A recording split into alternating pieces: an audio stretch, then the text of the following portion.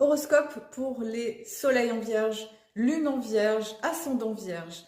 Alors, je pense que vous avez traversé quand même une période qui vous a quand même mis à l'épreuve ces derniers temps.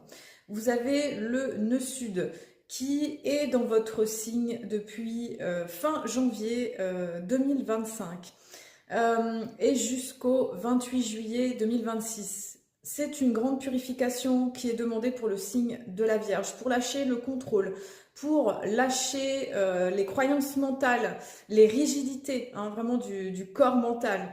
Ça demande justement de lâcher prise et de faire confiance, hein, de s'abandonner à l'énergie du nœud nord en poisson, ce qui est un petit peu des valeurs différentes des vôtres.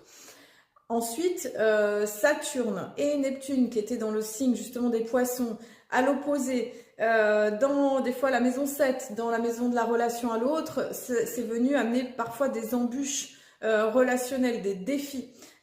Pour voir qu'est-ce qui était vraiment solide, sur quoi on construit vraiment sur du durable. Vous êtes un signe de terre qui demande justement d'être dans quelque chose de concret, de pragmatique, et en même temps c'est un signe mutable en lien avec Mercure qui demande justement de calmer et de poser le système nerveux. Donc voilà, il y a peut-être eu beaucoup de flou aussi pour la Vierge, des situations qui ont demandé de ramener de la clarté.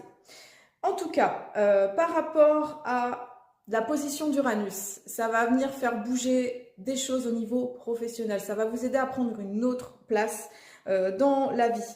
Ça demande justement de transformer le quotidien, d'amener vraiment un travail profond sur l'énergie de la santé. Hein, ça, c'est vraiment les domaines qui sont importants pour vous.